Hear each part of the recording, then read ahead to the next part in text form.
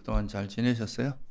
지난 시간에 이제 우리가 수행의 큰 흐름을 지금 이제 쫓아가고 있는데요. 어, 제일 먼저 이제 신심, 그러니까 이제 부처님의 법문을 듣고 삼보에 대한 신심을 일으키는 거. 이건 이제 바른 견해와 관계 있다 그랬죠. 그리고 이제 계목, 오계를 지켜서 계를 받아 지니어서 그걸 이제 잘 지키는 거. 그리고 감각 기능의 단속. 우리 오감을 이제 이 문을 잘 단속해서 번뇌가 일어나지 않도록 하는 거. 그리고 이제 지난번에 이제 깨어 있음에 전념하라 그랬죠. 우리가 그렇게 이제 기본 이제 바른 견해를 갖추고 계를 잘 지키는. 그래서 우리가 경전에 보면은 항상 수행의 출발점을 뭐로 설명을 하냐면 바른 견해, 올바른 견해, 바른 견해와 청정한 계를 이제 수행의 출발점으로 보거든요. 올바른 이제 견해를 갖추고 또 계를 잘 지키면서 그렇게 해서 이제 구체적으로 이제 수행을 기반으로 이제 수행을 실천하는데 그 실천하는 방법은 우리가 세 가지로 이야기했죠. 그러니까 이제 깨어 있음에 전념하라고 할 때 보통 나오는 내용이 뭐냐 하면 좌선 아니면 걷기 수행 이 두 가지를 좌선과 경행을 가지고 계속 이제 항상 여기서 깨어 있으면 잠 안 자고 이제 항상 수행에 몰두하는 이런 걸 이야기하는 거죠, 그죠? 그래서 이제 그러면서 이제 때로는 좌선하다가 또 걷기 수행하다가 경행을 하다 이렇게 하면서 수행을 하라는 이야기고. 그리고 이제 그 다음 단계가 뭐냐? 그 다음에 또 하나 이제 말씀하시는 게 이제 바르게 알면서 행한다. 이게 이제 지난번에 끝에 말미에 제가 이야기하다가 이제 말았는데요. 우리가 일상에서 일어나는 이제 모든 행위를 어떤 행위를 할 때 그거를 막 무분별하게 조심성 없이 함부로 하지 말고, 그죠? 그러니까 일상에서 하는 우리 일체 그 좌선이나 걷기 수행은 다소 이제 좀 안정된 공간에서 안정된 자세로 하는 거고, 근데 일상은 되게 다양한 변수들이 있는 상황이잖아요, 그죠? 이제 그런 상황에서는 그럼 어떻게 수행을 해야 되느냐? 그러니까 바르게 알면서 행해라. 그러니까 이제 그냥 함부로 행동하지 말고 바르게 알면서 행하라. 이 말 한마디로 이제 요약이 된다 그랬죠? 그거는 이제 빨리오는 쌈바자나 까리, 그러니까 쌈바자나가 바르게 안다, 바르게 알면서 이런 뜻이고, 까리라는 게 행하다, 까로티라는 단어에서 온 거죠. 행하다 이런 뜻이기 때문에 바르게 알면서 행해라. 그럼 바르게 알면서 행한다는 게 무슨 뜻이냐? 이제 행한다는 거는 우리가 불교에서 행한다는 의미는 그냥 행한다는 의미, 그냥 우리가 무분별하게 행하는 게 아니라 불교에서 행할 때는 그 주로 이제 어떤 몸으로 하는 행위, 이제 말로써 이제 이 행위를 크게 나누면 세 가지로 나누죠, 그죠? 몸과 말과 마음 이렇게 세 가지로 나눈다, 그죠? 신구이라고 우리가 보통 이야기하잖아요. 그래서 몸으로 하는 행위가 있고 말로 하는 행위, 마음으로 하는 행위 이렇게 세 가지로 나눠지는 거. 바르게 알면서라는 말은 이제 아까도 제가 잠깐 말씀드렸죠. 이 말이 되게 중요한데, 그러니까 그냥 막 자기 멋대로 하고 싶은 대로 이래서 하는 게 아니라, 그러니까 법답게, 그죠? 이제 여기서 법이라는 건 진리에 맞게, 사성제에 맞게, 바른 견해에 맞게 행한다. 그러니까 그냥 뭐 우리가 아무 주의도 없이 함부로 이렇게 행하는 게 아니라 이게 좀 바른 견해에 맞게 좀 더 간단히 이야기하면 그러니까 이제 번뇌로 행하는 게 아니라 번뇌가 없는 마음으로, 그죠? 그러니까 좀 지혜와 자비가 기반이 돼서 행하는 거 이런 걸 이야기하는 거죠. 그래서 이게 이제 그 핵심인데 여기서 그러니까 이제 바르게 행한다는 거를 조금 더 구체적으로 이야기해 보면 이제 이게 내가 하는 이 행위가 해로운지 유익한지 이걸 좀 살펴야 되겠죠, 그죠? 여러분들이 내가 막 지금 막 화가 막 잔뜩 나서 그 행위를 한다 그러면 이건 유익합니까, 해로웁니까? 이거를 해서 분명히 나에게 안 좋은 결과가 오고, 그죠? 그걸로 인해서 부작용이 많단 말이에요. 그러면 그런 행위는 멈춰야 됩니다. 근데 이제 막 아주 자비로운 마음으로 뭔가를 행한다. 이런 거는 바람직하고 그런 건 이제 유익하니까 그건 행해도 되겠죠. 그래서 이게 이제 자기가 지금 할 때 그 행위가 이제 항상 이게 그 일상이든 극기 수행이든 세 가지 수행에서 뭐가 기반이 돼야 되냐, 알아차림이 기반이 돼야 된다 그랬죠. 그 알아차림을 할 때 내가 하는 행위 속에 이 마음이 선하냐 불선하냐 이걸 알아야 내가 선한 행위인지 불선한 행위인지 알 수 있잖아요, 그죠? 그래서 이제 그게 해로운지 유익한지, 내가 해로운 마음, 그러니까 불선한 마음으로 하는지 선한 마음으로 하는지 이거를 첫째 알아차려야 되고, 두 번째는 뭐냐면 이게 선해요. 선한데 내가 분명히 좋은 마음으로 하는 거야. 근데 이게 적절한 행동인지 적절하지 않은 건지 이런 거를 살펴봐야 돼요. 그게 무슨 말이냐면 내가 아무리 의도가 좋다 해도 그 행위가 상대에게는 불편할 수도 있거든요. 그러니까 여러분들 예를 들면 내가 좋은 의도로 남을 막 남한테 조언해주고 가르친다 뭐 이런데 상대는 그런 거 받을 마음이 없는데 와가지고 괜히 너 이래라 저래라 하면 그런 게 간섭으로 느껴지죠. 그죠? 아무리 자기가 좋은 의도로 한다 해도. 그러니까 이런 거는 이제 우리가 적절한지 적절하지 않은지 이걸 살펴야 되는, 그걸 이제 살펴야 되는 거죠. 그리고 또 하나 뭐냐, 이게 이익이 되는지 안 되는지. 이게 만약에 내가 하는 행동이, 분명히 옳은 일이야. 그러니까 선한 일이야. 그렇지만 이 행위를 해가지고 굳이 이게 남한테 이익이 안 되는 것 같으면, 나한테도 이익이 오고, 그럴 때는 굳이 할 필요가 없겠죠. 그래서 이게 이제 그런 것들을 충분히 이해하고, 그런 것들을 잘 살펴서 어떤 행동을 하는 거, 이게 바로 뭐라고 하냐면 바르게 알면서 행한다, 이런 의미입니다. 이게. 그러니까 이제 이런 걸 우리가 일상에서 계속 이렇게 노력하다 보면 행동이 신중해지고 항상 이제 내가 하고 싶은 것보다도 상대를 배려하게 되고, 이게 적절한 행위인지 아닌지, 또 나에게도 그렇고 상대에게도 이익이 되는지 안 되는지 이런 거를 이제 보고 해야 된다. 그래서 우리가 이제 번뇌가 없다는 거, 이제 탐욕이나 성냄이 없다는 거는, 성냄이 없으면 우리가 마음이 되게 자애로워지고, 이제 탐욕이 없으면 되게 이제 뭔가를 거머쥐지 않고, 이제 이렇게 걸리지 않는 마음으로 이제 하게 되는데, 근데 그런 마음이 됐다 손 치더라도 지혜롭게 해야 된다 이 말이에요. 그 행동을. 내가 내 마음이 깨끗하다고 해서 어떤 행위라도 해도 내 마음이 이제 번뇌가 없으니까 이제 어떤 행위를 하든 그게 내 개인적으로 보면 뭐 큰 문제가 아닐 수도 있지만, 그게 이제 실제로 어떤 행동으로 이어졌을 때 그게 정말 이게 적절한지 안 한지, 이익이 되는지 안 되는지 이런 걸 잘 살펴서 해야지. 안 그러면은 오히려 그런 좋은 의도를 했다는 것이 상대에게 불편함을 주거나, 또는 자기 스스로도 그게 또 분란의 씨앗이 되거나 그럴 수도 있다 이거예요. 그래서 그런 걸 잘 살피고 하는 걸 한마디로 뭐라고 하냐면 바르게 알면서 행한다, 이렇게 이제 표현하는 겁니다. 그래서 이 말 뜻을 잘 이해하는 게 되게 중요해요.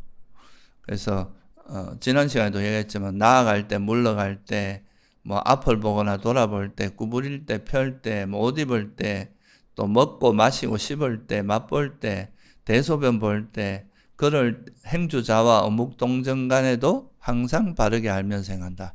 이거는 이제 일상에서 우리가 어떻게 말하고 어떻게 행동하고 어떻게 마음을 써야 되는지를 말하는 거죠. 그죠? 그래서 그거를 이제 이해해야 되고, 그래서 일상수행은 사실은 이게 일상수행이라고 하는 거는 이제 호흡수행이나 극기수행은 딱 어느 정도 수행 방법이 다소 정형화되어 있잖아요. 그죠? 자선, 대상도 뚜렷하고 대상도 호흡이라고 하는 하나의 대상이고, 극기수행은 발걸음, 이제 발이 움직임이나 발의 감촉 이런 게 이제 대상이 되니까, 이거는 되게 이제 뭐 대상도 되게 선명하고 수행 방법도 되게 이제 복잡하지 않아요. 그런데 일상은 어떻습니까? 사람마다 이제 처하는 상황도 다 다르고, 또 이게 막 그 변수도 많고, 이렇기 때문에 여기서 어떤 정형화된 수행을 말하기는 어려워요. 근데 이제 부처님께서 말씀하신 이 상황들을 보면 우리 삶에서 좀 자주 일어나는 그런 걸 그냥 대표적으로 내놓은 거예요. 그래서 이제 이거를 일상 수행은 정말 이렇게 정답을 딱 제시하기는 쉽지 않고, 우리가 수학에서도 뭐가 있습니까? 필수 예제가 있잖아요. 수학 정석 봤어요? 수학 정석에 보면 필수 예제가 있고 연습 문제가 있는데, 필수 예제라고 할 수 있는 이제 우리 그 삶에서 일어나는 대표적인 몇 가지의 사례를 들어주면 그걸 자기가 응용해야 돼요. 일상에서. 보통 이제 이런 상황에서 이렇게 수행한다, 이런 상황에서 이렇게 수행한다 하는 몇 가지 이제 뭐 예시를 들어주면 그런 방식으로 수행하는구나 알고, 그런 행동이나 이제 그런 일상에서 행위를 할 때 그런 거에 대해서 우리가 참고해서, 그러면 이제 약간 전형적인 상태에서 이렇게 했는데 그럼 이럴 때는 어떻게 할지, 그런 걸 이제 자기 스스로 응용을 해야 되는 거다. 원칙은 그 행위를 할 때 어떻게 하라는 거예요? 바르게 알면서 행하라. 바르게 행하라 이 말이에요. 우리가 여기서는 단순히 이제 내 마음이 청정한 것도 중요하지만, 이 청정한 걸 기반으로 해서 우리가 탐욕과 성냄만 없어도 우리 마음은 고요한데 지혜롭게 행해야 되는 거죠. 적절하게. 그거를 이제 하는 게 바로 일상에서는 되게 중요합니다. 그래서 그 세 가지, 그리고 이제 한 가지 더 이제 말씀을 드리면, 우리가 행위라는 표현을 쓰는데, 이 행위라는 것은 어찌 보면은 그냥 이제 일반적으로 이제 우리가 행동하는 것도 있지만, 이 행위라는 표현은 조금 더 좀 좁은 의미로 우리가 의도가 들어가는 행위라고 봅니다. 그러니까 뭔가 아무 생각 없이 하는 그런 행위라기보다 뭔가 의중이 좀 들어간 그런 거라고 보는 거죠. 그래서 이건 업이 되는 거죠. 그래서 뭐 이거를 이런 거를 조금 더 뭐랄까 강조하기 위해서 의도적 행위 이렇게 표현하기도 해요. 근데 이제 그냥 행위라고 뭐 일반적으로 이야기할 수 있는데, 이 행위가 세 가지가 있다. 이제 그러니까 몸으로 짓는 거, 말로 짓는 거, 신구의 세 가지 행위 형태가 있다. 그래서 세 가지 행위 중에 대표적인 건 몇 가지만 제가 아까 말씀드렸듯이 이제 필수 예제 형태로 몇 가지 전형적인 거를 그냥 말씀을 드리고, 이것도 사람에 따라 조건에 따라 다르기 때문에 이거를 이제 하나의 정형화된 방법으로 말하기는 되게 어려워요. 일상수행이라고 하는 거는. 그러니까 원칙만 이해하시면 좋을 것 같아요. 그래서 어떤 일상수행이든 어떤 수행이든 간에 이제 중요한 거는 그 수행을 할 때 그 행위가 있고, 이 행위를 할 때 우리 마음 상태가 있을 거 아니에요. 그죠? 그러니까 의도적 행위라고 표현하는 건 이제 이 행위 이전에 뭐가 있다는 의미예요. 의도가 있다는 거잖아요. 어떤 의도로 하는 건단 말이죠. 그러니까 이 의도를 알아차려야 이 행위가 정화될 수 있겠죠. 그죠? 뭐 역으로 우리가 계를 잘 지키면 행위만 잘해도 또 마음이 정화되는 측면도 있긴 있어요. 근데 어쨌든 이제 이 행위 자체를 할 때의 그 마음을 살피는 게 되게 중요하다.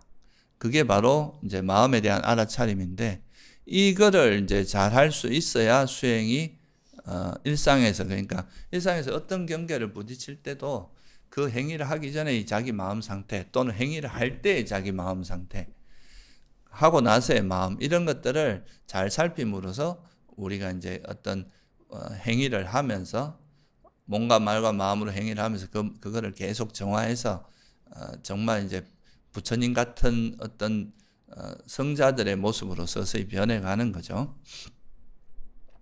그래서 이제 첫 번째로 보면은 대표적으로 이제 몸으로 짓는 행위가에서는 제일 첫 번째가 우리가 이제 자고 깰 때, 하루의 시작과 끝이잖아요. 그죠?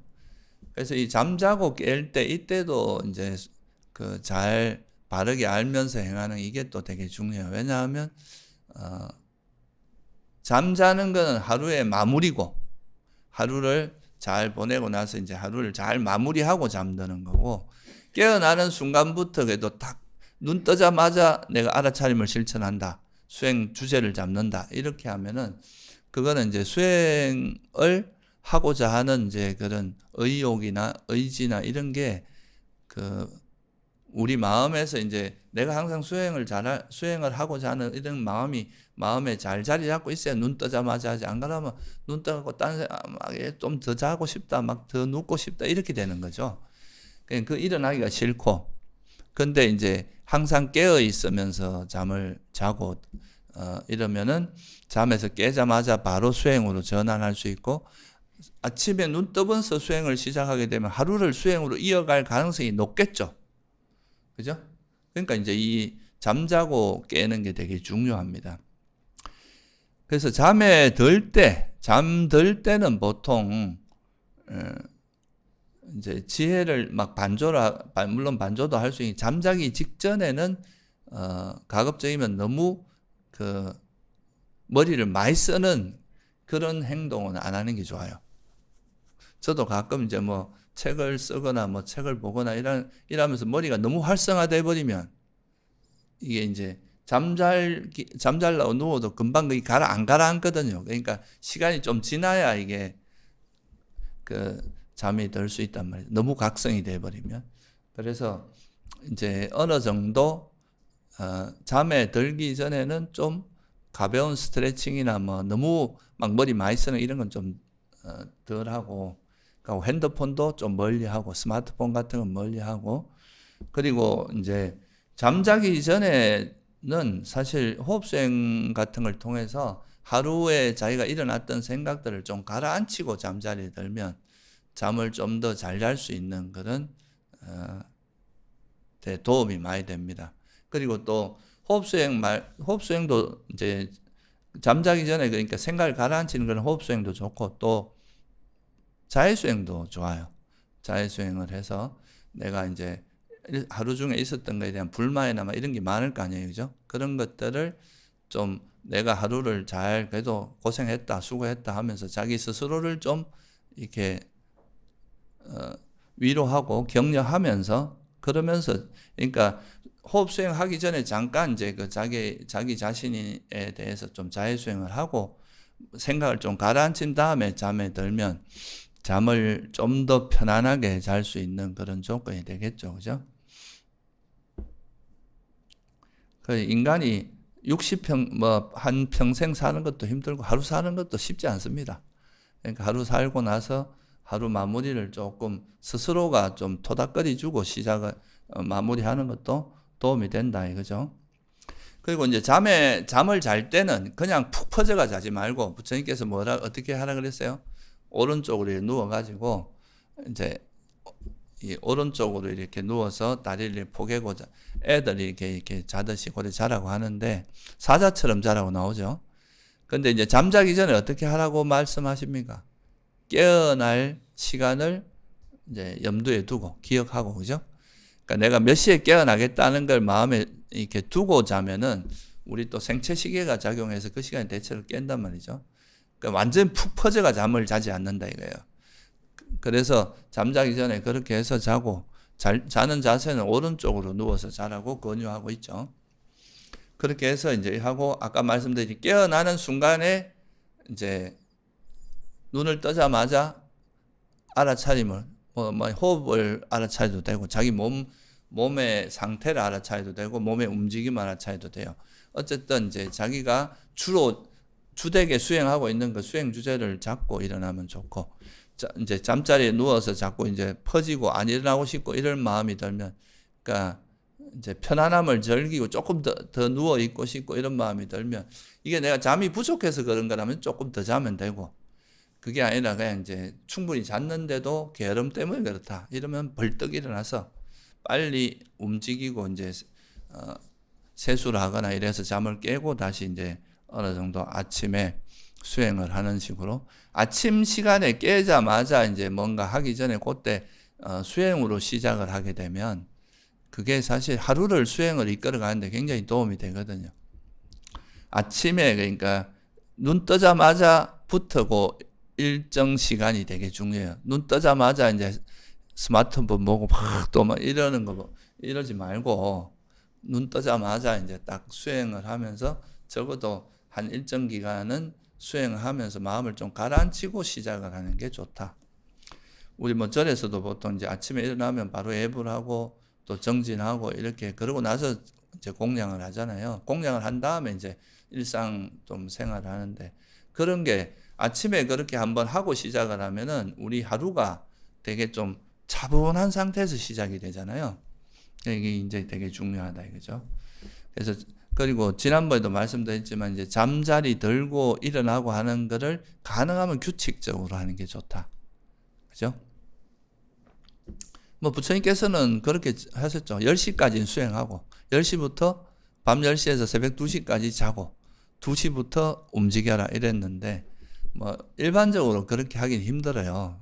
세속에는 활동량이 많기 때문에. 그러니까 이제 뭐 나름대로 자기 생활 요즘 뭐 세속의 기준으로 보면 그래도 12시 전에는 자고 뭐 6시나 7시에는 일어나고 뭐 이렇게 아니면 조금 더 일찍 자고 일찍 일어나가. 저도 옛날에 학교 다니면서 수행할 때는 가급적이면 5시에 일어나서 이제 아침 수행을 많이 했어요. 그 시간에 이제 수행을 하면 이제 9시에 수업이니까 그 전에까지는 대체로 수행을 하는 거죠. 그렇게 해서 하루를 시작하면 뭐랄까 이 하루가 되게 이제 벌써 이미 마음이 이게 수행을 많이 하고 시작을 하니까 하루 자체가 좀 빠르게 수행자로서 살아가는데 이제 망각하지 안 하고 사는데 되게 도움이 된다 이거죠. 그래서 그렇게 아침에 일어나는 게 되게 중요하다는 거. 그 다음에 이제 두 번째가 또 뭐 이건 이제 여러 가지 있지만 옷 입고 옷 입는 것과 먹는 거, 그죠? 이 두 가지가 또 이제 중요한 부분인데 여러분들이 이제 우리 법요집에 보면 이제 이 옷을 수용할 때, 음식을 수용할 때, 지난번에도 한 말씀 드렸죠. 음식을 먹을 때는 뭐 즐기기 위해서나 취하기 위해서나 장식, 치장, 내 몸을 막 치장하고 막 어떤 맛을 쫓아가고 식탐을 쫓아가고 이런 게 아니라 우리 몸을 건강하게 유지해서 그죠? 청정 범행을 닦기 위해서다. 이렇게 하면서 이제 옷을 입고 옷을 입을 때 그런 막 옷에 음식을 먹을 때 음식의 욕망이나 막 그 자기 마음에 안 드는 거 막 짜증내고 이렇게 먹지 않고 그 음식은 우리 건강을 유지하는 것 위해서지 그런 뭐 즐기기 위해서가 아니다. 이런 걸 한번 반조하라 그랬죠. 그 대표적인 게 요 법요집에 보면 나옵니다. 네, 138페이지 있네요. 그 네 가지 필수품에 대한 반조라고 있잖아요. 그죠? 여기 보면 이제 옷하고 음식, 거처, 의식주와 약품, 이제 스님들은 네 가지 여기 필수품이거든요. 근데 요 중에서 이제 제일 먼저 옷을 어떻게 하느냐. 여기 보면 이렇게 나오잖아요. 여기 비구는 지혜롭게 숙고하면서 옷을 수용하나니 이렇게 나오잖아요. 그죠? 그럼 뭐라고 하는지 한번 같이 읽어봅시다. 오직 추위를 물리치고 더위를 물리치고 날파리, 모기, 바람, 떼약볕, 파충류의 다음을 물리치고 부끄러운 부분을 그러니까 옷이라고 하는 게 우리가 막 나를 치장하고 막 이렇게 드러내고 요즘 뭐 그런 거 있잖아요. 명품 입고 다니면서 자기가 너 이런 거 알아 이러면서 이제 자기를 드러내는 어떤 옷이 자기를 드러내는 과시하는 자만을 드러내는 이런 수단으로 쓰이기도 하잖아요. 근데 이제 옷이 그런 쪽으로 그게 아니라 그냥 우리 추위 더위 물리치고 막 불편한 그런 뭐랄까 다음이 있잖아요. 뭐 어떤 이런 뭐 날파리나 이런 것도 있고 우리가 조금 뾰족한데 부딪히는 거 이런 거 보호해 주는 것도 있고 그래서 이런 것을 이러고 또 이제 우리 몸에서 이렇게 남에게 좀 불편함을 주는 몸에 그런 가려야 될 부분 있잖아요. 그런 걸 가리는 이런 정도로 우리가 옷을 입는 거지 그거를 어떤 내 욕망을 채우고 나를 드러내고 막 남을 무시하는 이런 정도로 쓸 게 아니다. 그거를 이제 그런 걸 알면은 이런 데에 대한 욕망, 나를 막 가시하고 싶은 욕망, 그리고 이제 내가 옷이 없다고 막 또 내 옷에 마음에 안 들어서 또 오는 불편함, 썩냄 이런 것들을 알아차리고 그런 마음 없이 우리가 옷이라는 건 그냥 우리 지금 말하는 그냥 우리 부끄러운 거 가리고 추위 더위 해주고 이 정도면 된다. 이렇게 검소하고 단정하게 남에게 불쾌감을 주지 않을 정도의 그런 단정하게 입는 건 중요하죠. 그렇게 하면 된다고 반조하면서 이제 그런 번뇌를 내려놓을 수가 있겠죠. 그죠? 이런 것도 이제 우리가 일상에서 이런 태도의 변화가 되게 중요하거든요. 그러면 웬만한 번뇌들을 미리 예방할 수도 있어요. 또 하나 이제 음식에 대해서 뭐라고 되어 있습니까? 한번 지혜롭게 숙고하면서 음식을 수용하나니 즐기기 위해서도 취하기 위해서도 아니고 치장을 위하기 위해서도 아니고 장식을 오직 이 몸을 지탱하고 유지하고 잔인함을 쉬고 청정범행을 그래서 나는 오래된 느낌을 물리치고 새로운 느낌이 일어나게 하지 않을 것이다. 나는 잘 부양될 것이고 비난받을 일이 없고 안온하게 머물 것이다 라고 여기서 앞에 한 5구절이 중요해요. 그러니까 즐기기 위해서도 아니고 취하기 위해서도 아니고 치장을 위해서도 아니고 장식을 위해서도 아니며 오직 이 몸을 지탱하고 유지하고 잔인함을 쉬고 청정범행을 지키. 이게 이제 초기 경제는 요 구절이 주로 나오고 우리나라에서는 뭐 이 음식이 어디서 왔는가? 내 덕행으로 바뀌기 부끄럽네. 마음에 온갖 욕심 버리고 도업을 이루고전 약으로 삼아 뭐 깨달음 이루고자 이 공양을 받습니다. 뭐 이런 구절 있잖아요. 그게 이제 이 구절을 좀 약간 변형한 거예요. 그러니까 이제 기본적으로는 이 음식이라는 것이 내가 즐기기 위해서도 아니고 취하기 위해서도 아니고 치장이나 장식도 아니고 오직 이 몸을 지탱하고 유지하고 잔인함을 쉬고, 그러니까 배가 너무 고프면 막 미치잖아요. 그런 우리 몸에 잔인한 느낌들이 있잖아요. 그런 걸 쉬고 청정 범행을 잘 지키. 그러니까 우리가 이 음식을 먹는 거는 이 몸을 잘 건강하게 유지해서 이게 이제 수행을 잘하기 위해서지 이것 자체 음식을 즐기고 막 그런 게 아니다. 요즘 뭐 맛집 투어 이런 거 하잖아요. 뭐 물론 이제 인간이 살아가는데 맛있는 음식을 먹는 것도 되게 큰 즐거움 중에 하나인데 이런 게 이제 너무 과하면은 이런 것이 이제 좀 낭비가 되고 또 여기에 너무 집착하고 식탐에 과하게 빠지게 되고 이러니까 이런 걸 이제 음식을 먹을 때 이런 이제 내가 너무 여기 식탐이 달라붙거나 또 막 화를 내거나 이러면은 그런 걸 항상 알아차려서 정말 내가 이 음식을 너무 이렇게 내 욕망에 의해서 먹지 않고 이런 정말 내 건강을 유지해서 수행하는 데 청정범행을 닦기 위해서 한다. 이런 마음으로 이제 음식을 먹으면 그런 욕망이나 성냄 이런 것들이 없이 바르게 음식을 먹을 수 있게 되겠죠. 그죠? 그리고 뭐 주는 대로 먹는 거 이런 것도 우리가 이제 많이 연습을 해야 되는. 특히 이제 스님들은 이제 뭘 가리지 않고 주는 대로 먹는 게 이제 중요하죠. 왜냐하면 탁발을 하니까 뭐 가릴 수도 없잖아요. 그죠? 그런 게 이제 하나가 있고요. 그 다음 이제 또 많이 일어나는 게 이제 일할 때라고 나오죠. 그죠? 주로 이거는 뭐 육체적인 일할 때를 의미합니다. 그러니까 뭐 청소하거나 여러분들이 뭐 설거지를 하거나 또 우리 절 같은 뭐 울력을 하거나 뭐 풀 뽑고 이런 울력들 청소하고 이런 울력할 때 이럴 때도 이제 내가 뭐 수행하러 왔지 뭐 이런 일하러 왔나 이렇게 생각하지 말고 이것도 하나의 일하면서 자기 마음을 살피는 수행의 연장이고, 그죠? 그리고 또 이제 이런 도량이라는 게 누구 하나의 소유가 아니고 이제 같이 공동체가 소유하고 있는 거잖아요. 그러면 이런 공동체를 내가 청결하게 지키고 이걸 잘 관리하는 것은 또 공덕을 쌓는 일이잖아요. 그러니까 이제 그런 마음으로 일에 접근을 하면 이게 싫은 일이 아니라 오히려 내 공덕도 쌓고 또 수행도 소위 말해서 일 수행이 되는 거예요. 워킹 메디테이션이 되는 거죠. 그러니까 일을 하는 그런 수행으로서 접근을 하면 그런 일을 하면서 오는 내 마음의 어떤 번뇌의 움직임이라든가 또 싫어하는 마음 또는 막 너무 잘하려고 막 욕심을 낸다거나 이런 과하게 뭔가를 잘하려고 하는 이런 거를 절제하면서 적절하게 이제 일을 하는 그런 연습이 되겠죠. 그죠? 그래서 이런 이제 일할 때도 자기의 어떤 일하는 이제 기본적으로는 뭐냐 하면 여기서 제가 아까 이제 그 이야기를 좀 빼먹었는데 우리가 이제 미얀마나 이런 데서는 좀 그 아비담마가 워낙 이제 강세다 보니까 어떤 행위를 할 때 그 행위 하나하나를 이렇게 막 되게 쪼개서 그걸 막 알아차리 이런 거에 되게 이제 좀 초점이 많이 맞춰져 있거든요.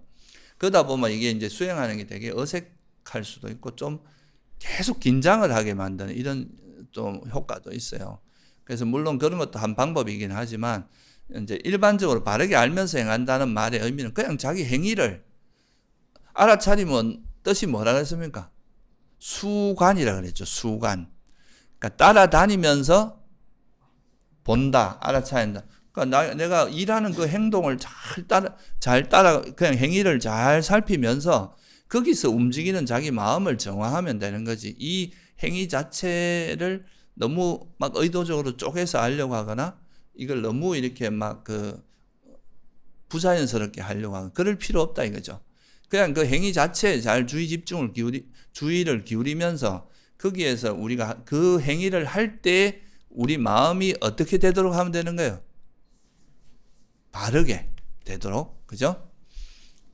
실제로 우리가 경을 이렇게 읽어보면, 이제 초기 경전을 보면, 그렇게 막 세세하게 이렇게 하기보다 되게 자연스럽게 일상에서 우리가 하면서 어떤 행위를 하는 그 행위 자체를 잘 살피고, 그걸 놓치지 않고 잘 주의 깊게 살피고, 이게 따라가면서 본다는 말이 그 말이잖아요. 행위 하나하나를 내가 잘 주의 깊게 하면서 그 행위가 유익한지 해로운지 적절한지 또는 이익이 되는지 안 되는지 이런 거를 잘 살피면서 하면 된다. 그 이야기죠. 그래서 일할 때도 일하는 행위를 쭉 하면서 그때 우리 마음의 움직임 같은 거 있잖아요. 그죠? 그 마음의 움직임을 그러니까 어떤 의도, 어떤 마음으로 하느냐. 그거를 잘 살펴서 그거를 이제 정화하고 오염되지 않도록 하는 그런 방향으로 하면 되겠죠. 그리고 이제 일할 때는 그래도 뭐 이제 울력할 때 뭐 설거지를 할 때도 마찬가지고 설거지, 청소. 사실 이게 자기 주변을 깨끗이 청소하는 것도 우리 의식 세계하고 되게 밀접한 관계가 있다고 합니다. 그러니까 주변을 어지러워 놓잖아요. 그러면 우리는 마음은 뭔가 해야 될 일 안 하기 때문에 거기 계속 신경이 가게 되고, 그러니까 주변이 어지러우면 의식도 그렇게 잘 정리가 보통 주변을 항상 어지러워 놓는 거는 내 의식, 마음도 그렇게 정리되지 않은 경우가 많아요. 그래서 이제 보통 뭐 이렇게 너무 그거 하고 이러면 자기가 좀 처지거나 뭔가 뭘 해야 될지 모르고 이럴 때 그 한 방법 중에 하나가 뭘 하는 건 방청소하라 그러거든요. 예? 이 청소하는 것 자체가 우리 마음을 좀 이렇게 정화하는 데도 도움이 돼요. 그래서 그 일하는 거 이런 거에서도 청소하는 거, 방청소 깨끗이 하고 주변 정리하고 이런 거를 잘 하는 것도 우리 마음을 좀 단정하게 하는 데도 도움이 많이 된다. 그래서 이런 것도 잘 살피면 좋을 것 같고요. 그리고 이제 우리가 일상에서 출퇴근하거나 이럴 때도 있잖아요. 그죠?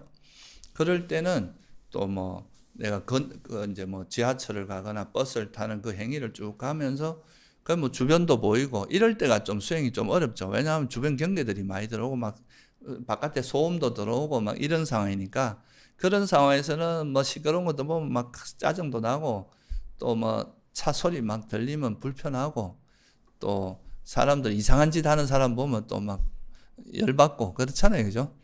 그런 속에서 내 마음이 그런 경계들에 휩쓸리지 않고 잘 이렇게 이제 그냥 평온한 마음으로 할 수 있도록 그렇게 노력을 하는 거죠.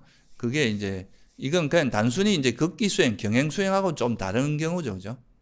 굉장히 변화가 많은 곳이니까. 그럴 때도 자기가 이제 움직이는 이제 걸어가는 그 행위를 쫓아가면서 그때 내가 어떤 마음으로 하고 어떤 행동을 하는지 이런 걸 잘 보면 되겠죠. 내가 빨리 가고 싶다고 막 남 새치게 하거나 막 질서를 안 지킨다거나 남을 배려를 하지 않는 이럴 때도 그런 행동이 나온 이유는 뭐겠어요? 내 욕심이나 이기심, 그죠? 그리고 이제 타인을 배려하지 않는 그런 이기심이나 그런 때문에 나오는 거고 또 뭐 다른 사람 볼 때 막 불편하고 이런 거는 또 화 때문이죠. 이게 보니까 지금 마음에 안 드는 거죠. 그래서 그런 거를 잘 보고 그 일상 속에서도 내가 되게 이제 그런 좀 좋은 마음으로 선한 마음으로 행동하려고 하고 그런 하는 과정에서 그 이제 일어나는 그런 번뇌들을 잘 단속하는 거, 이런 게 되게 중요하다 이거요. 그래서 그거는 뭐 또 이제 좋은 방법 중에 하나가, 여러분들이 이제 차를 타거나 이러면 항상 제가 그런 이야기 많이 했죠. 만약 차를 타고 있으면 가능하면 거기서 이제 자율주행을 한번 하라 그랬죠. 이 차에 타고 있는 모든 존재가 건강하고 행복하기를, 뭐 이런 마음으로 이제 차량을 타고, 차에 타면 그 앞에 잠깐이라도 그런 마음 한번 일으켜 주는 거죠. 그리고 이제 또 좀 주변에 이제 힘든 사람이 있으면 자리도 양보하고, 뭐 이런 마음들이 사실은 그 자기가 하는 행동, 일상에서 그 하는 행동 하나하나가 이게 좀 뭔가 선하게, 그죠? 그리고 이제 지혜롭게 하는 그런 것들이 아무것도 아닌 것 같아도 우리가 자기 욕망이나 성냄으로, 이기심으로 할 때는 되게 이기적인 행동들을 하게 되잖아요, 그죠?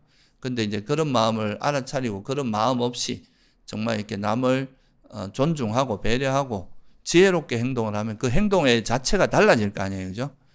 그런 속에서, 그런 행위들 속에서 자기 마음을 잘 살펴서 그 욕망이나 성냄으로 이기적으로 가지 않고 이제 타인을 배려하고 이러면서 하려고 노력하는 그 과정에서 우리가 선한 마음들이 이제 어떻게 보면 호흡 수행이나 걷기 수행은 조금 이제 정형화된 그런 수행이라면, 이거는 이제 일상 속에서 되게 다이내믹하게 그 상황에 맞게 이제 우리가 선한 마음으로 행동하는 거라서 훨씬 어렵습니다. 이런 데서 이게 실전 수행인 거예요. 이럴 때 이제 우리가 마음을 잘 쓰고 행동을 잘하고 이런 거를 연습하는 게 실제 수행에 엄청나게 도움이 된다 하는 거죠. 그래서 그런 차 타고 갈 때, 그리고 이제 뭐 일반적인, 그러니까 환경에서 출퇴근하거나 뭐 어디 자기 목적지 뭐 장을 보러 가거나 이런 걸어가는 그 환경 속에서 주변에 휩쓸리지 않고, 그죠? 내 어떤 마음 상태를 잘 청정하게 지키면서 가는 이런 것도 되게 중요하다, 이렇게 볼 수 있고요. 또 뭐 일상에서 뭐 좀 지하철 타거나 이렇게 차를 타고 할 때 앉아 있거나 또는 벤치에서 좀 오래 앉아 있거나 이럴 때는 내가 좀 동적으로 어느 정도 시간을 있을 수 있게 되면 그럴 때는 호흡 수행을 해도 됩니다. 그러니까 이제 조용히 있을 수 있는 그런 시간, 또는 일하다가 잠깐이라도 막간에 한 5분이라도 호흡 수행을 하거나 이런 마음이 이제 훨씬 더 차분하게 되면서 일을 할 수 있겠죠. 뭐 그런 환경이 있을 수 있고, 또 이제 요즘 세대는 그 스마트폰, 그죠? 이런 거를 적절하게 일상에서 꼭 사용해야 된 때 외에는 가급적이면 좀 절제해야 하는 게 좋다. 너무 막 하루 종일 그것만 쳐다보고 있으면 그 이제 우리가 의미 있는 어떤 사유나 수행이나 이런 게 아니고 그냥 그 계속 감각적인 즐거움만 누리고 있는 상태니까 이런 거는 바람직하지 않겠죠. 그래서 이제 쓰더라도 좀 시간을 정해놓고 쓰고, 너무 그런 거에 특히 이제 숏폼 같은 건 조심해야 돼요. 이게 쇼츠나 뭐 이런 거 있잖아요. 그거는 의도적으로 여러분을 중독시키기 위해서 만든 거예요, 그거 자체가. 이게 이제 이런 게 뭐라더라, 그 가변 보상이라고 하는가? 뭐 그런 용어가 있어요. 우리가 마치 예상치 못한 것들이 계속 나타나면서 그게 우리 마음의 도파민을 막 엄청나게 분출시키는 거예요. 그러면서 이제 이걸 계속 보게 되는데, 나중에 되면 이게 어떤 문제가 생기냐면, 좀 이 쇼폼에 익숙해지면 조금 이거는 한 1분 내로 모든 기성전결이 다 나오잖아요. 그러니까 이런 거에 익숙해지다 보면 좀 긴 텀으로 하는 이런 게 눈에 잘 안 들어오고, 그리고 이게 계속 이게 마치 우리가 빠찡거나 뭐 이런 것처럼 이렇게 순간순간 딱 땡기면 찰 하다 탁 이렇게 되잖아요.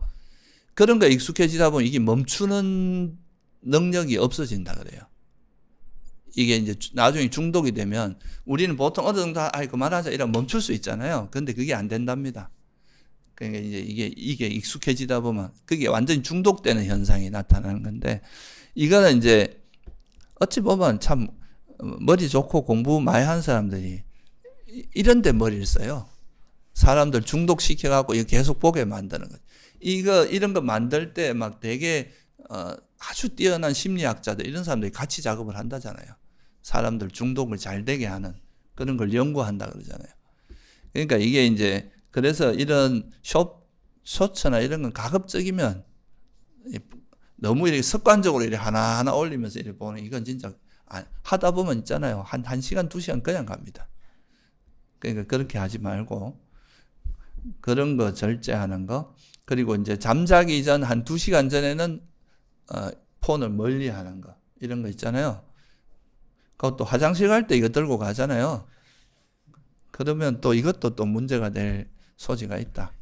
뭐 만약에 이제 연락을 받아야 될 거라면 화장실에 가져가더라도 어디 올려놓고 그렇게 하는 게 좋다. 이런 것도 이제 다 그렇게 하는 거에 그 바탕에는 이런 행위들이 왜 나옵니까? 감각적 즐거움을 즐기고자 하는 그 집착 때문에 그런 거잖아요. 그러니까 이런 거를 이제 잘 살펴서 이런 거를 우리가 일상에서 그러니까 일상에서 일어나는 여러 가지 행위들을 계속 살피면서 거기에 내가 과도한 욕망이 집착이 달라붙거나 또 화가 나거나 이럴 때 그걸 알아차리고 이런 마음들을 내려놓고 그죠? 이런 집착이나 화를 내려놓은 다음에 다시 청정한 마음으로 청정해져야 이렇게 지혜롭게 할 수 있는 바탕이 되잖아요. 그러니까 마음을 청정하게 한 다음에 시의적절하게 바르게 행하는 그런 연습을 꾸준히 하는 것이 이게 사실 이제 우리가 수행을 되게 막 이렇게 이상적이고 멀리 있는 거 이런 걸로 생각하기 쉬운데 정말 수행이 이래 됐다면은 결국은 우리가 일상에서 우리가 살아가는 삶 속에서도 그런 흔적이 드러날 거 아니에요. 그죠? 좀 더 남보다 지혜롭게 행동하고 좀 더 남을 배려하고 그 행동도 조심하고 말도 조심하고 이게 정상적일 거 아니에요. 근데 막 나는 진짜 우주에서 기운이 들어오고 막 뭐 이런 되게 멋진 이야기를 하는데 막상 이제 사람을 만나서 하는 행동이나 막 자기는 도인에 가까운 것처럼 이야기하는데 남한테 아주 무례하게 한다거나 남을 함부로 가리키려고 한다거나 뭐 이런 것들 있죠. 이런 것들이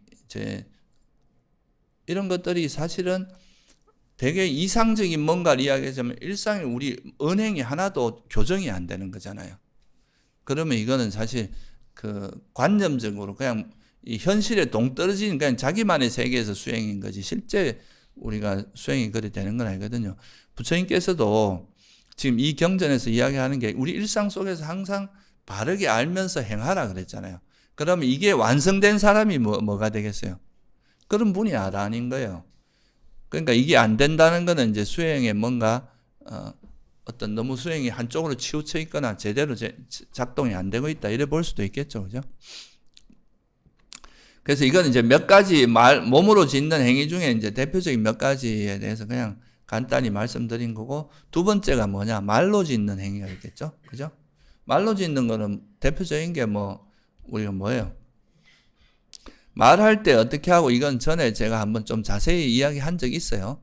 그래서 여기서는 너무 자세하게 말씀 안 드리고 우리가 말이라는 게 사실은 우리 경제에도 그런 말 있잖아요. 우리는 태어날 때 입에다 뭘 달고 온다 그랬어요? 도끼를 하나씩 달고 온다고요. 혀에다가. 그래서 이 도끼가 자기가 이렇게 하면서 자기 발등을 찍는 거야 자꾸. 그러니까 이게 무슨 말이야? 말 한마디 잘못하면 그 말이 자기부터 먼저 찍게 되고 타인의 어떤 타인에게도 안 좋은 영향을 줘서 이 말이 사실은 인간관계를 무너뜨리는 제일 결정적인 역할을 하거든요. 말 한마디 잘못하면 이게 관계도 흐트러지고 그 말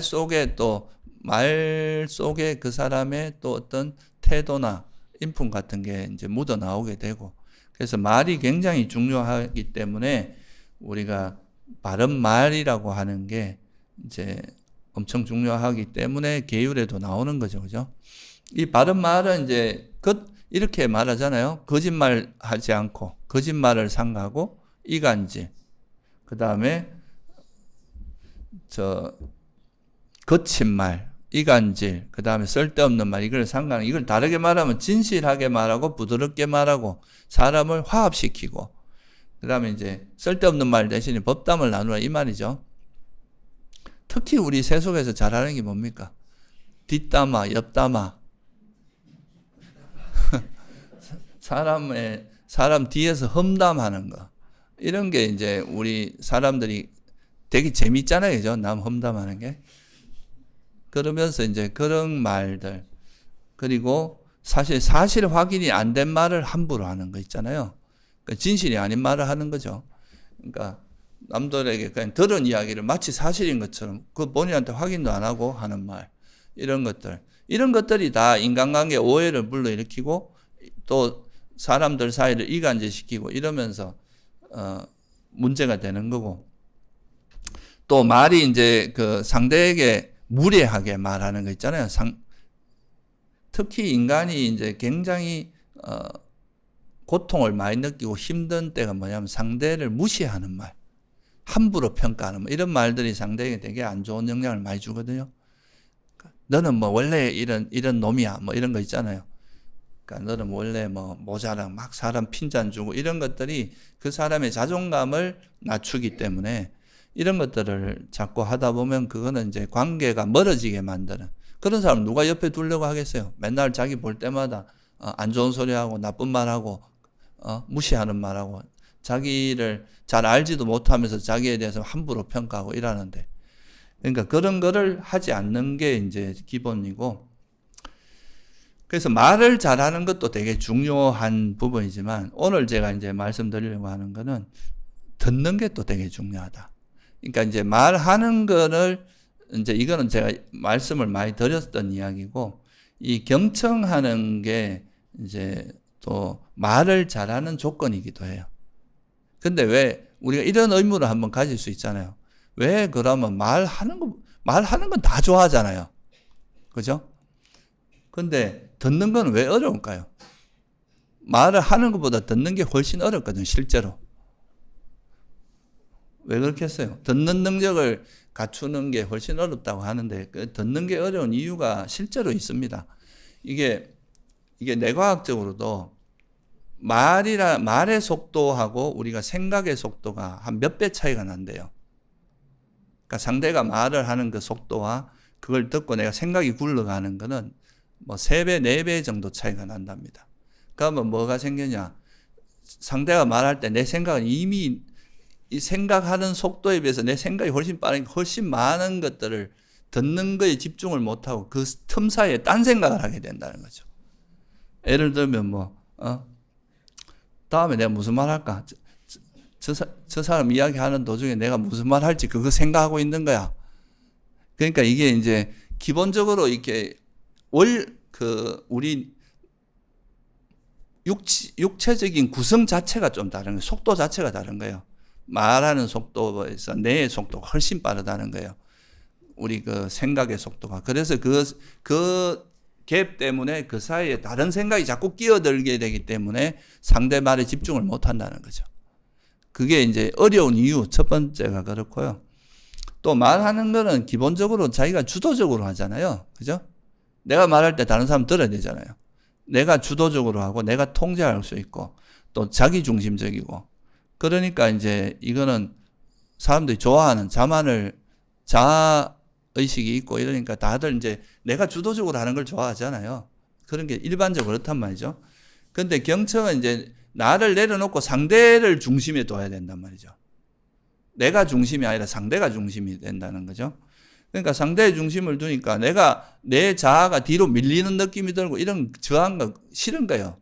저 사람이 드러나는 것보다 내가 드러나야 되는데 이 상대가 중심이 되는 것 자체를 사람들은 본능적으로 잘 못 받아들인다는 거죠.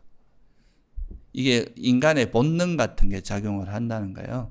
그래서 그게 좀 어렵고, 또 이것도 재미있는 말인데 사람들은 이제 상대의 말을 듣고 경청해서 이해하는 것보다는 그걸 위해서 듣는 것보다 사람들이 대체로는 대답하려고 듣는데요. 자기 말하려고. 그러니까 자기가 상대 이야기를 듣고 공감하고 이런 거는 사실 감정적으로 되게 고급 기술이고 자기 통제가 필요하거든요. 감정적으로 통제를 하고 잘 이게 인내하고 이런 게 필요한데 사람들은 그런 건 어려우니까 그 남의 이야기를 들으면서 이제 그걸 들으면서 자기가 자기가 어떻게 대답할지 이걸 생각한다는 거죠. 상대를 이해하려고 하기보다. 그러니까 어떻게 되느냐. 뭐 상대 말을 듣다가 이제 그 사람 말도 끝나기 전에 자꾸 반박하고 끼어들어가지고 자기 이야기 하고 싶은 이야기로 이제 반박하거나 너 그렇게 하는 거 아니야 하고 막 이렇게 조언하거나 아니면 또 이게 이제 대화할 때 되게 안 좋은 버릇이라고 하는 게 나도 그러면서 상대가 지금 힘들어서 이야기하는 나도 이런 것 때문에 힘들었어 하고 이제 자기 힘든 거 이야기해서 상대의 어떤 감정을 공감하기보다 오히려 상대가 내 이야기를 듣게 만드는 이런 일들이 발생한다는 거죠. 이게 이제 어떤 그 대화에서 흔히 일어나는 우리 현상들이라는 거예요, 그게 이제 우리의 어떤 그 기본적인 구조 자체가 그렇게 많이 돼 있고, 그래서 이런 것들이 내가 상대 말을 들으면서 그 사람의 말을 듣고 공감하고 이해하려고 하기보다 내가 막 하고 싶은 이런 게 앞선다는 거예요. 그런 조급함이 생긴다는 거죠. 그게 또 되게 인간들에게 습성이 돼 있다는 거예요. 그러니까 이게 되게 어렵다는 거죠. 빨리 내가 말하고 싶어 갖고 막 마음이 그런 조급함이 있고, 또 그러다 보니까 이게 이제 상대 말을 정확히 듣기가 힘들다는 거죠. 그리고 사실 이런 거를 이제 절제하면서 상대의 말을 듣는 데는 뭐가 필요한, 심리적으로 이게 절제하는, 내가 하고 싶은 욕망을 절제하고 참고 인내하는 이런 게 필요한데, 이게 자기 통제력이 있어야 되잖아요, 심리적으로. 이게 사실 쉽지 않은 일이라는 거예요. 훈련이 필요하고. 이게 다 이런 게 사실 수행에 되게 중요한 역할을 하겠죠, 그죠? 그러니까 이런 거를 훈련이 안 된 사람들은 나 말을 잘 듣기보다 듣기 전에 그만 자기가 또 듣다 보면 자기 하고 싶은 이야기 떠오르면 또 그걸 막 하고 싶어서 이제 먼저 나서게 되고 이런 일이 계속 발생한다는 거죠. 그래서 이게 이제 듣기 힘들고, 또 하나 이제 마지막으로 또 뭐 하나 이야기하는 거는 우리가 말할 때는 내가 말하는 거를 말할 때 주변에 내 말에 주목하고 내가 이제 말을 이어가고 논리적으로 막 내가 아는 정보를 하고 이러면 거기서 내가 주목받고 인정받는 느낌이 들기 때문에 이게 일종의 이제 즉각적으로 내가 보상을 받는다고 생각을 하는데, 듣는 거는 그런 게 잘 없거든요.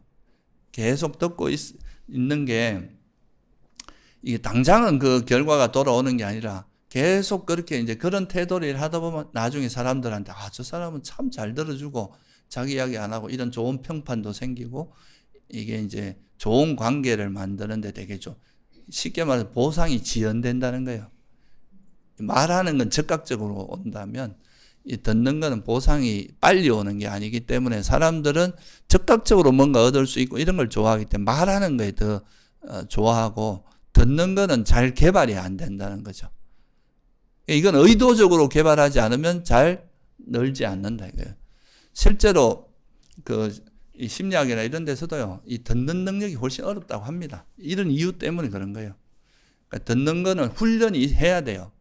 남의 말을 잘 들어야 이제 그 상대가 무슨 이야기를 하고자 하는지 그 의중이나 그런 감정이나 이런 걸 파악할 수 있고, 그래야 이제 그 상대의 말을 이해하면서 말을 했을 때 대화가 원활하거든요. 대체로 이제 제가 이렇게 대화할 때 어떤 사람, 이제 스님들이 특히 좀 그런 게 많은데, 대화하는 게 아니라 각자 자기 이야기를 하고 있어요. 서로의 이야기를, 내가 이야기하면 내가 아는 이야기 또 막 하고, 그 사람 또 그거 듣고 아는 이야기 하고, 이렇게 이게 서로가 서로의 이야기를 공감하면서 이렇게 뭔가 그 내용을 가지고 이어가는 게 아니라 그냥 자기 이야기를 하는 거야. 자기 하고 싶은 이야기를 하는 거죠. 그러니까 이게 대화가 잘 되기 위해서는 경청이 되게 중요한데, 이런 경청을 하는 것도 이제 제가 말씀드린 이런 여러 가지 어려운 점들이 있다는 것은 그만큼 쉽지 않다는 뜻이잖아요. 그렇다면 우리가 이걸 잘 들으려고 노력하는 것도 굉장히 좋은 수행이 될 수 있다. 그죠? 이럴 때 내가 조급하지 않고 내 하고 싶은 말 참고 상대 이야기를 이거를 생각이 막 움직이는데 그 상대 말에 집중하는 것 자체가 상당히 많은 주의력을 필요한 겁니다. 그래서 그거를 연습하는 것도 수행에 상당히 도움이 되는 거다. 그래서 말을 하는 것도 중요하지만 잘 듣는 게 수행에 상당히 도움이 된다는 거, 이런 것도 한번 이해해 보시면 좋을 것 같고, 그리고 이제 마지막으로 마음으로 짓는 행위가 있잖아요. 그죠? 마음으로 짓는 행위는 이제 우리가 몸과 말로 짓는 행위에서도 마음이 안 쓰인다는 게 아니잖아요. 그죠? 몸이 쓰이고 말이 이제 주되게 되면서 말을 따라가면서 마음을 조정하기 때문에 그런 건데, 그런데 마음으로 짓는 행위는 이제 몸과 말로서 하는 게 아니라 그냥 순수하게 생각으로 이어지는 그거를 이제 마음으로 짓는 행위라고 하는데, 주로 이건 생각을 통해서 이루어지겠죠. 그죠? 생각 없이 이루어지는 게 하나 있긴 있어요. 그게 선정 같은 경우는 이 행위가 이제 생각이 이선 이상부터는 생각 자체가 없잖아요. 그러니까 이런 것도 있긴 있는데 일상에서는 그런 일이 없거든요. 일상에서 우리가 이루어지는 마음으로 짓는 행위는 주로 이제 생각을 통해서 이루어지고, 이럴 때 이제 내가 마음을 어떻게 쓰냐에 따라서 몸과 말로 드러난 행위도 달라질 거 아니에요. 그죠? 그래서 이 생각을 잘하는 것도 이제 수행에서 되게 중요한 영역입니다. 우리가 보통 이제 이 수행하는 데서 너무 생각을 하지 말라는 것을 되게 강조하고 이렇게 하는데, 그거 있잖아요. 생각을 안 하고 자꾸 집중만 하고 이렇게 하면요, 사람이 바보 됩니다. 사고 능력이 떨어져요. 우리가 어떤 현상에서 이제 대상을 대할 때 그게 번뇌가 아니라는 것도 중요하지만, 그 번뇌가 아니라고 우리 마음이 청정해졌을 때 지혜롭게 대응하는 게 되게 중요한데, 이게 잘 안 됩니다. 사고 능력이. 그리고 어떤 법에 대해서도 깊이 숙고를 하는데, 이런 숙고를 하는 거에 있어서 이제 이 사고 능력이 떨어지면 이것도 깊은 통찰이 이루어질 수 없어요. 조금만 하다 보면 막혀버립니다, 그게. 그래서 이런 이제 깊은 사유에 있어서 크게 도움이 되는 게 바로 삼매력이에요. 그래서 보통 이제 선정을 얻고 나서 선정 후에 그 선정을 이루고 있는 그 오온에 대해서 깊이 사유하는, 이걸 통해서 깨달음이 이르는 이런 여실지견이 생기고, 이런 것들이 사실 경전에 굉장히 많이 나오고, 이건 나중에 제가 또 한번 설명할 기회가 있을 거예요. 근데 어쨌든 우리가 어떤 사유를 잘한다는 건 여러 가지 이제 그게 있는데, 첫째는 뭐냐 하면 번뇌가 없는 사유를 해야 되겠죠. 그죠? 그죠? 여러분 마음에 번뇌가 있을 때 생각하면 어떻게 됩니까? 저놈을 어떻게 죽일까? 막 어떻게 하면 내가 복수를 할까? 이런 생각으로 갈 수밖에 없죠. 그러니까 이거는 이제 우리 마음에 삼매가 필요하다는 것은 안정되고 깨끗한 마음에서 생각할 수 있는 조건을 만들어주는 거예요. 그게. 일단 번뇌가 없는 상태로 가야 되고, 그리고 그 생각의 방향이 또 중요하겠죠. 뭘 생각하느냐, 뭐 어떤 주제를 생각하느냐가 중요하겠죠. 생각에 틀이 있어야 된다 이거예요. 우리가 세속에서 왜 논리를 배우고 그런 걸 합니까? 그래야 어떤 문제를 차근차근 풀어나가고 합리적으로 풀어나가는 방법을 배우는 거잖아요. 그거는 이제 어떤 생각의 기준이 필요한데, 그 기준의 역할을 해주는 게 바로 뭐예요? 바른 견해입니다. 그러니까 이게 선인지 불선인지, 아니면 이게 정말 무상고무한지 아닌지, 이런 게 다 기준점이잖아요. 그죠? 그런 걸 통해서 우리가 사유를 하고, 뭐 가장 쉽게는 이제 가장 대표적으로는 이 탐욕이 없어지는 출리에 대한 사유를 하라. 팔정도 이거에 나오죠. 우리가 이게 내가 이 사유를 통해서 번뇌가 사라지는 사유를 해야지, 번뇌가 커지는 사유를 하면 안 된다 이거예요. 내가 막 화가 났는데, 이게 화라는 게 참 위험하고, 이 화라는 건 해로운 거고, 이 화라는 건 다 조건에서 만들어진 거니까 내가 이거를 더 이상 나한테 유익하지 않다, 이렇게 숙고를 해가면서 화를 내려놓는다면 이거는 어떤 사유입니까? 이건 바른 사유죠. 근데 저 인간이 왜 나한테 저러고, 저건 분명히 저 인간이 나한테 나쁜 의도로 했을 거야. 이걸 어떻게 혼낼까? 가다가 뒤에 가서 뭐 한 대 팰까? 망하게 만들, 이렇게 계속 사유가 이어질 수도 있잖아요. 그죠? 그런 사유는 이런 사유가 되면 안 된다 이거죠. 그래서 탐욕이 사라지는 사유, 성냄이 사라지는 사유, 남을 해치지 않는 사유, 이게 바로 무슨 사유라는 거예요? 그게 바른 사유다. 사유의 방향이 중요하다는 거죠. 우리가 탐진치가 없어지는 방향으로 사유가 이루어져야 그게 올바른 사유가 되고, 탐진치가 더 잘하는 쪽으로 가게 되면 그거는 바른 사유가 아니겠죠. 그죠? 그래서 이제 이게 바른 사유가 기반이 돼야 돼. 이렇게 될 수 있는 기반은, 그러니까 우리가 번뇌를 사유를 통해서 내려놓을 수도 있지만, 이미 우리가 삼매가 얻어졌다는 건 번뇌가 없는 상태에서 사유를 했을 때는 이 사유가 깊이 있는 통찰로 이어질 수 있다 이거예요. 그죠? 우리가 그냥 이렇게 순간순간 경험한 거는 단편적인 정보거든요.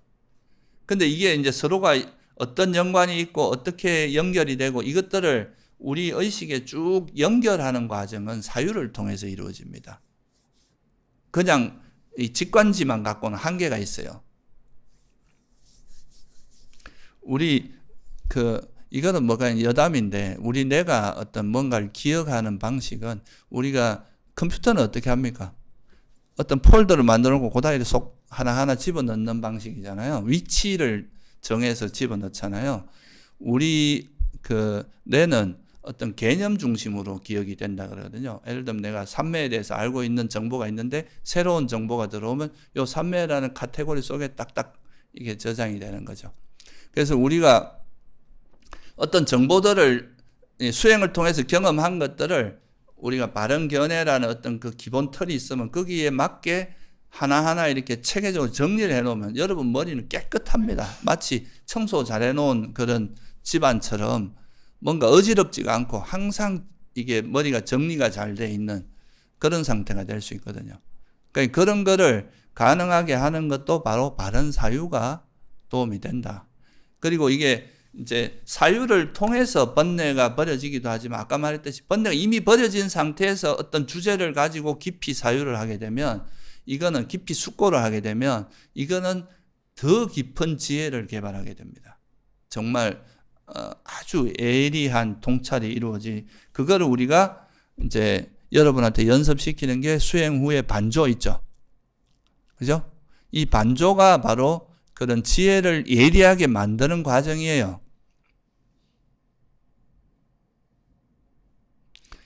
그 반조의 조건이 이제 첫째는 우리가 마음이 좀 평온할 때 하는 게 좋으니까, 가급적이면 이제 좀 번뇌 좀 버리고 나서 마음이 좀 차분해졌을 때 하라고 하는 거고, 또 일상 수행에서는 이런 반조가 오히려 번뇌가 일어났을 때 이 번뇌를 버리는 쪽으로 숙고를 통해서 내려놓을 수도 있잖아요. 이런 거는 또 이제 번뇌가 일어났을 때 적극적으로 반조를 통해서 번뇌를 내려놓을 수도 있어요. 장애를 내려놓을 수도. 그래서 이거는 일종의 마음으로 짓는 행위에 속한다. 그죠? 그래서 이 생각을 잘하는 것도, 사고 능력도 굉장히 중요한 능력입니다. 깊이 숙고하는 거. 부처님께서도 어떤 법문할 때 너 잘 듣고 잘 이야기해라, 뭐 그런 하는 거 자주 나오잖아요. 우리가 생각이라는 게 쓸모없는 게 아니라 잘못했을 때 이게 문제가 되는 거예요. 번뇌를 바탕으로 해서 번뇌를 바탕으로 사유를 하거나 번뇌가 점점 더 커져가는 사유, 이런 거는 문제가 커요. 이런 건 안 하는 게, 버려야 돼. 이런 건 하면 안 돼. 그렇지만 우리가 번뇌가 없는 상태에서 번뇌를 버리기 위한 사유, 이게 바른 사유거든요. 이런 사유는 우리에게 굉장히 유익하고, 이런 거는 또 우리가 반드시 익혀야 될 사고. 세속에 살면서 사유 능력이 없으면 뭐 맨날 이렇게 자기가 하는 일도 막 그냥 타성에 젖어서 반복적으로 하고, 자기 문제에 대해서 좀 이렇게 면밀하게 관찰하고, 이런 건 다 사유를 통해서 이루어지는 게 있거든요. 그런 거를 이제 하는 게 바로 마음으로 짓는 행위다. 그래서 이런 것들이 우리 일상 속에서 다 일어나는 일이잖아요. 그죠? 때로는 몸으로 하고, 때로는 말로 하고, 때로는 그냥 혼자 앉아서 깊이 숙고해야 될 때가 있잖아요. 어떤 주제를 가지고. 이런 게 다 일상 수행의 범주고, 이런 거를 하는 세 가지 행위 속에 뭐가 없어야 된다고요? 그러니까 이제 바르게 행해야 된다 이거는. 그러니까 장애 없으면 이제 마음이 번뇌가 없어지는데, 마음이 깨끗하고 청정해지는데, 그런 마음을 기반으로 해서 정말 지혜롭게, 그죠? 행동하는 거, 행위를 하는 거, 이게 바로 바르게 행하는 거다. 이렇게 이해하시면 좋을 것 같습니다. 예, 오늘은 여기까지만 할게요.